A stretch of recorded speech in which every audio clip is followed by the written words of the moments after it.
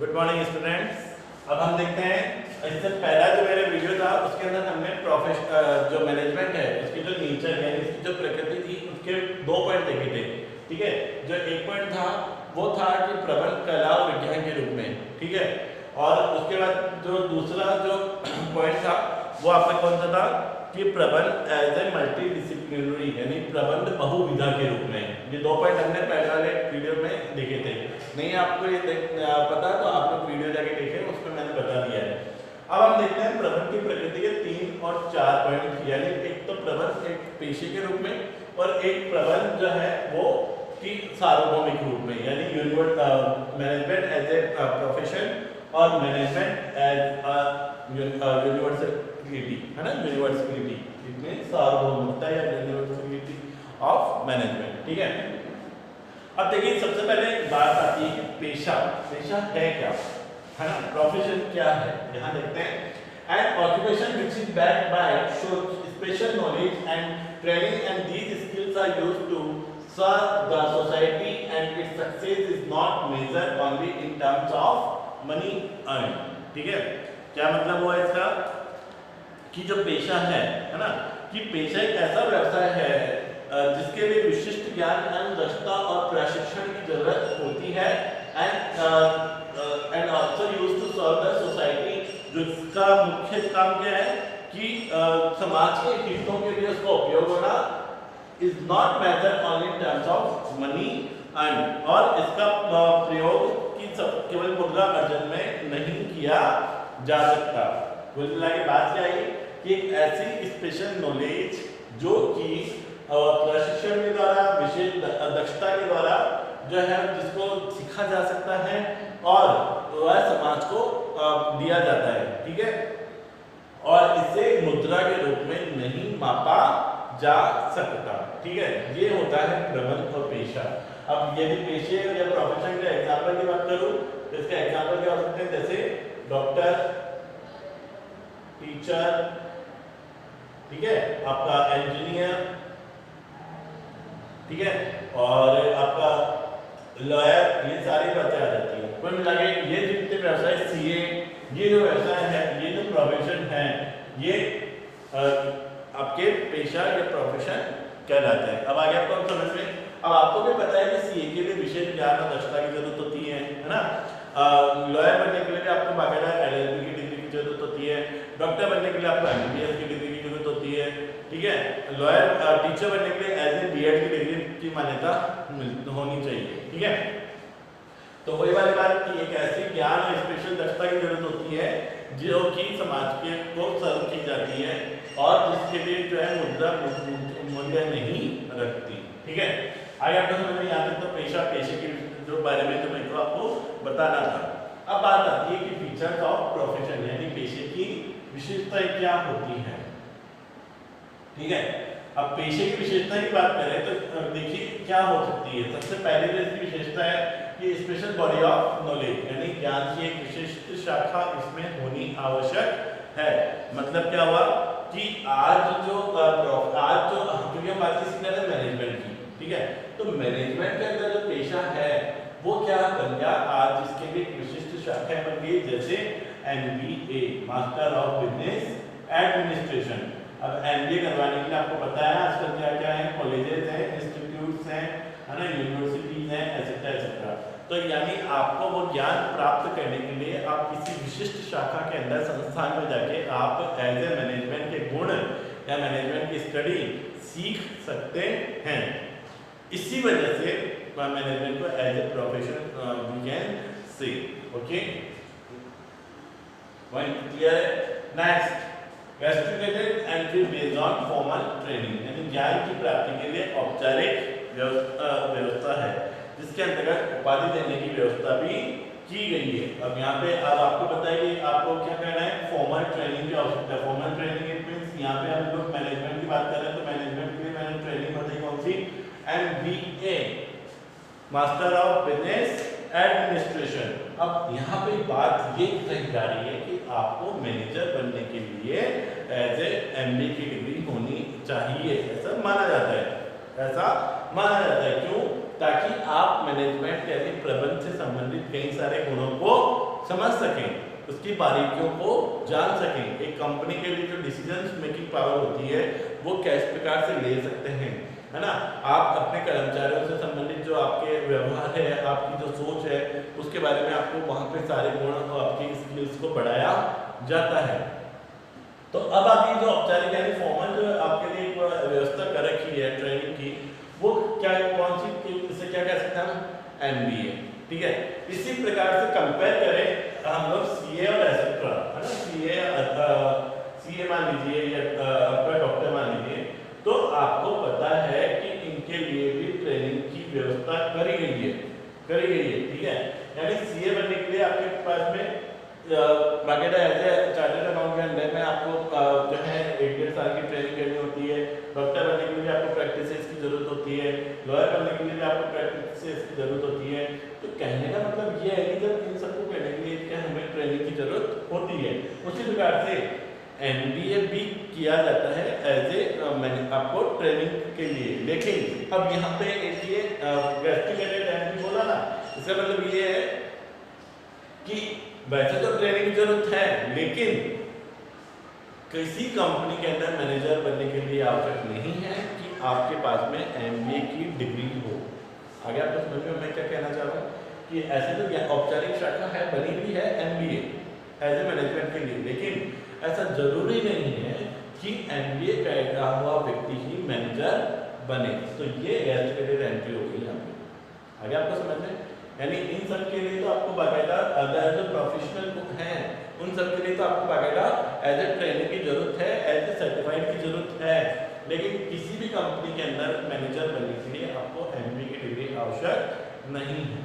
ये हम लोग कई एग्जाम्पल्स भी देख सकते हैं क्या कि कई सारी जो कंपनीज हैं उनके अंदर एज ए इनके ही जो हम लोग इसे कह सकते हैं वंशज हैं वही चल रहे हैं, और वही जो है उनके सीईओ या एक्सेट्रा जो है व्यक्ति, उनमें वो आगे उन्हीं को प्रमोट कर दिया जाता है, चाहे उनमें दक्षता हो या नहीं हो। ऑब्वियसली दक्षता होगी आगे, पर दक्षता के लिए जरूरी नहीं कि उनको एमबीए कराया जाए, किया जाए। तो यहाँ पर इस वाली व्यवस्था यहाँ पर यहाँ नहीं कह सकते, इस चीज़ को तो कहते हैं, हम कह सकते हैं कि एमबीए सॉरी कि मैनेजमेंट के लिए इंस्टीट्यूशन बने हुए हैं अदर इंस्टीट्यूट की जैसे, लेकिन यहाँ पे हम इसे एज ए प्रोफेशन नहीं कह सकते।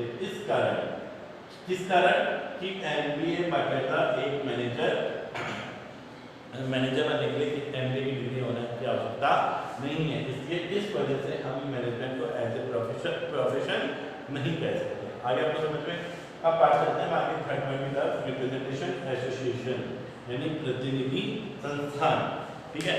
अब यहाँ पे संस्थान की बात क्या है, यहाँ पे जो संस्थान है वो है आईमा।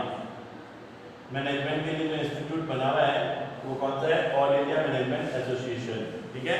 All India management association, America में अमेरिकन मैनेजमेंट एसोसिएशन, इस प्रकार से एसोसिएशन बनी हुई है। सीए के लिए ICI Indian chartered accountant institution है, डॉक्टर के लिए एंड है ना ऑल इंडिया मेडिकल एसोसिएशन, और लॉयर के लिए बार काउंसिल बना हुआ है, ठीक है। और आपको समझ में, तो जिस प्रकार से इन सब के इंस्टीट्यूशन बने हुए हैं, उसी प्रकार से जो मैनेजमेंट है उसके लिए भी इंस्टीट्यूशन बने हुए हैं, ठीक है। तो पर अब समझने वाली बात क्या है कि क्या इस वजह से भी मैनेजमेंट को हम प्रोफेशन कह सकते हैं, तो ये बात गलत है। क्यों?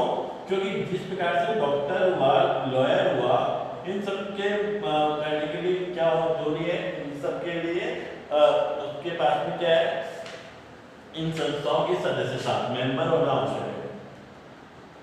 यानी आप डॉक्टर यदि हैं तो आपके पास में आपका रजिस्ट्रेशन होना उस संस्थान में आवश्यक है, यानी एम्स में, है ना, इस मेडिकल एसोसिएशन में। और इसी प्रकार से लॉयर बनने के लिए भी आपके पास में बार काउंसिल में रजिस्टर्ड होना आवश्यक है। सीए बनने के लिए आईसीआई का आपके पास में सर्टिफाइड होना आवश्यक है। पर एज ए मैनेजर होने के लिए या आप एमबीए करने के बाद में आपका आईमा ऑल इंडिया मैनेजमेंट एसोसिएशन जो है उसमें रजिस्ट्रेशन होना आवश्यक नहीं है। तो इस कारण भी हम इसे एज ए प्रोफेशन नहीं कह सकते। तो पहले पॉइंट से कह सकते हैं, दूसरे से नहीं कह सकते, तीसरे से नहीं कह सकते। आगे बढ़ते हैं 4 पॉइंट एथिकल कोड यानी आचार संहिता। अब यहाँ पे क्या मतलब हुआ कि ये जो अदर जो प्रोफेशन है लाइक सीए, डॉक्टर, लॉयर, इन सब प्रोफेशन के लिए तो इनकी एक आचार संहिता यानी कोड ऑफ कंडक्ट, ठीक है, कोड ऑफ कंडक्ट जिसे कहते हैं, कोड ऑफ कंडक्ट, आचार संहिता, आचार संहिता का पालन करना जरूरी है। यानी डॉक्टर है उसके बाद में डिग्री होगी तभी वो कोर्स करेगा, है ना, लॉयर उसके बाद में बाय काउंसिल का सर्टिफिकेट होगा तभी वो कोर्स करेगा, और इनसे संबंधित जो नियम है वो इनको फॉलो करने पड़ते हैं जो इस एसोसिएशन ने बना रखे हैं। आगे आपको समझ में, लेकिन मैनेजमेंट के अंतर्गत इस प्रकार से किसी भी जो है वो आपका, तो इन वाले जो इंस्टीट्यूट्स हैं इनके अंतर्गत आपको क्या है कि इनमें वर्क करने वाला व्यक्ति को इनके द्वारा बनाए हुए नियमों का पालन करना आवश्यक होता है कुल मिलाकर। लेकिन मैनेजमेंट के अंतर्गत जो है किसी भी प्रकार के कोड ऑफ कंडक्ट नहीं लग रहा है, कोई भी व्यक्ति किसी भी प्रकार के नियमों को पालन करे या ना करे उसके ऊपर किसी प्रकार का जोर नहीं है, ठीक है। तो यहाँ पर इसको हम आचार, ये वाला जो पॉइंट है वो भी क्या बताता है कि मैनेजमेंट एज ए प्रोफेशन नहीं है। आगे हम बढ़ते हैं जो है social recognisation and service motive, क्या कि सेवा की प्रवृत्ति प्रत्येक पेशेंट के लिए आवश्यक है। डॉक्टर भी क्या कर रहा है, सेवा कर रहा है ना, और आपका जो है लॉयर है वो भी आपके एक तरह से आपको सर्विस दे रहा है, कृषि है वो भी आपको सर्विस दे रहे हैं, यानी कुल मिला के बात ये आ रही है कि ये सब भी सर्विस मोटिव के ऊपर काम करते हैं। और जो आपका जो पेशा आपका जो एमबीए है उसे भी हम लोग किस श्रेणी में रखते हैं, जो है सामाजिक और हमारे जो देश की जो सामाजिक और नीतिक जो व्यवस्था है उस पर ये निर्भर करती है। अगर जो क्योंकि आप जो बिजनेस कर रहे हो वो किसके कर रहे हो, सर्विस के मोटिव से कर रहे हो, तो यहाँ पर हम इसे ऐसे पेशे की श्रेणी में रख सकते हैं। आगे आपको समझ में, अब इसमें एक और चीज आती है वुड बी प्रोफेशन, यानी भावी पेशा, वुड बी प्रोफेशन।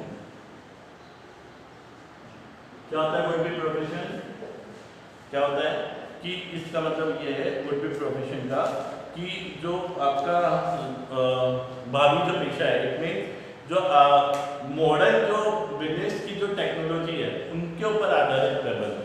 और आपको समझ में, जो मॉडर्न जो अभी वर्तमान में जो मैनेजमेंट के रिगार्डिंग जो चल रही है पॉलिसी चल रही है, जो टेक्निक चल रही है उसको पालन करना ही वुड बी प्रोफेशन कहलाता है, ध्यान रखिएगा, ठीक है।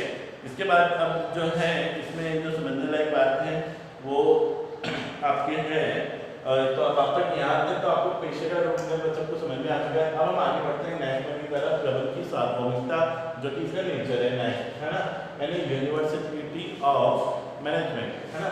क्या मतलब हुआ इसका, management is perform in all the organisation at every level of organisation, की जो प्रबंध है वो उसकी जो परफॉर्मेंस है वो सभी ऑर्गेनाइजेशन में सभी लेवल पे बराबर होती है। मतलब क्या हुआ इसका कि किसी ज्ञान का सर्वत्र एक समान रूप से लागू होना, है ना, ठीक है। अब इस जो सार्वभौमिकता है इसमें भी दो बातें हैं, एक तो क्या कि प्रबंध की सार्वभौमिकता है और एक इसके बाद है अगेंस्ट विपक्ष की प्रबंध की सार्वभौमिकता नहीं है। तो हम लोग इन दोनों पॉइंट्स में देखते हैं इसके सबसे पहले फेवर में कि प्रबंध की सार्वभौमिकता यानी यूनिवर्सिटी ऑफ मैनेजमेंट क्यों है, क्यों, क्योंकि फंक्शंस ऑफ मैनेजमेंट यानी प्लानिंग, ऑर्गेनाइजेशन, डायरेक्शन और कंट्रोल, ये जो चार फंक्शन मुख्य हैं, ये चारों फंक्शन हर जगह पे व्याप्त है, इसलिए इसको फेवर में माना गया है। Next, work done through other people, की कार्य दूसरे व्यक्तियों के द्वारा करवाया जाता है, ये भी शाश्वत सत्य है, हर जगह सत्य है। एक मैनेजर कभी काम नहीं करेगा, वो हमेशा काम करवाएगा, ठीक है, तो ये भी शाश्वत सत्य हो गया। And principle of management apply to all the organisation, यानी जो आगे वाले चैप्टर में इसके प्रिंसिपल्स आएंगे, इसके सिद्धांत आएंगे कि वो जो सिद्धांत है वो सभी ऑर्गेनाइजेशन में लागू होते हैं ऐसा माना जाता है। तो ये भी क्या है, शाश्वत सत्य है। इस 3 पॉइंट्स की वजह से कहा जाता है कि प्रबंध की सार्वभौमिकता सभी जगह पर है, यानी प्रत्येक राजनीति, धार्मिक, है ना, देश के और विदेश में सब जगह पे व्याप्त है। अगेन यानी विपक्ष के रूप में कैसे कि यह माना जाता है कि प्रबंध की सार्वभौमिकता नहीं है। क्या कारण है, फर्स्ट डिफरेंस इन कल्चर, कि जो प्रत्येक जो देश है, प्रत्येक जो राष्ट्र है उसके संस्कृति में अलग अलग जो है क्या है कल्चर, उसकी संस्कृति अलग है, रहना अलग है, खाना पीना अलग है ना, बोलचाल अलग है। इस वजह से इसको प्रबंध की सार्वभौमिकता नहीं माना जाता प्रबंध को, ठीक है। आगे आपको समझ में, अब इसके बाद जो है क्या कि यानी आप जो प्रबंध के जो सभी सिद्धांत है वो सभी सिद्धांतों को आप जो है समान सभी जगह पे समान लागू नहीं कर सकते हैं। अब सिद्धांत जब आएंगे तब मैं समझाऊंगा कि वो सिद्धांत क्या है, ठीक है। पर अभी आप सिर्फ ये समझिए कि इसकी जो सिद्धांत है वो देश काल परिस्थिति के अनुसार बदलते रहते हैं, इसलिए इससे लागू नहीं किया जा सकता। इसके बाद नेशनल डिफरेंस इन ऑब्जेक्टिव्स, यानी जो सिद्धांत जो है संगठन के जो उद्देश्य हैं वो इसके अलग अलग होते हैं। जैसे व्यावसायिक संगठन और गैर व्यावसायिक संगठन, यानी ऑर्गेनाइजेशन है ना, बिजनेस ऑर्गेनाइजेशन और नॉन बिजनेस ऑर्गेनाइजेशन, जिनका अब यहाँ भी वही बात हुई, जो गैर व्यावसायिक हैं वो क्या करते हैं, सेवाओं का मुख्य उद्देश्य होता है, जो व्यावसायिक हैं उनका उद्देश्य लाभ कमाना होता है। तो दोनों बातें अलग हो गई ना, इसलिए सार्वभौमिक नहीं है इस क्षेत्र में उद्देश्य के कारण। और इसके बाद जो एक नेक्स्ट क्या है कि डिफरेंस इन मैनेजरियल फिलोसॉफी, यानी संगठन का प्रबंधकीय दर्शन। अब यहाँ पे जो फिलोसॉफी है वो किसके द्वारा, जो प्रबंधन का जो मैनेजरियल यानी प्रबंध की जो दृष्टिकोण है वो किसके द्वारा होता है, टॉप लेवल के द्वारा, उच्च स्तरीय प्रबंधकों के द्वारा, ठीक है। तो जो उच्च स्तरीय जो प्रबंधक हैं उन्होंने क्या कहा कि जो भारत में पेशेवर प्रबंधित तथा परिवार प्रबंधित कंपनियों के प्रबंध सिद्धांतों में भिन्नता है, इसके निर्णय विधियों प्रबंध नीतियों नियंत्रण में उनकी क्या होता है, अंतर होता है। यानी हर जो मैनेजर यानी टॉप लेवल की बात कर लेता हूँ कि हमेशा टॉप लेवल है, टॉप लेवल अपने हिसाब से अलग से होता है हर कंपनी का। तो यानी जो यहाँ पे मैनेजरियल जो फिलोसॉफी है वो क्या है, इससे विपरीत है, ठीक है, हर कंपनी की। इस वजह से इसे प्रबंध की सार्वभौमिकता नहीं कह सकते। तो निष्कर्ष क्या निकलता है, फिर आपको इनका दोनों का चीजों का चाहे वो निष्कर्ष निकालना होगा। और निष्कर्ष में क्या कह सकते हो कि प्रबंध के जो प्रबंध है वो क्या है, सार्वभौमिक तो है किंतु इसके सिद्धांत सार्वभौमिक नहीं है। क्या लिखना है इसका कंक्लूजन कि management is universal but principal of management is not universal, कि इसके सिद्धांत सार्वभौमिक नहीं है परंतु प्रबंध सार्वभौमिक है, सभी जगह पे ये बराबर व्याप्त है, ठीक है। तो अब जल्दी से अब मेरा नेक्स्ट वीडियो आएगा, उसके अंदर हम लोग चर्चा करेंगे इससे आगे वाले टॉपिक के ऊपर। तब तक आप लोग सेफ रहें, थैंक यू, बाय।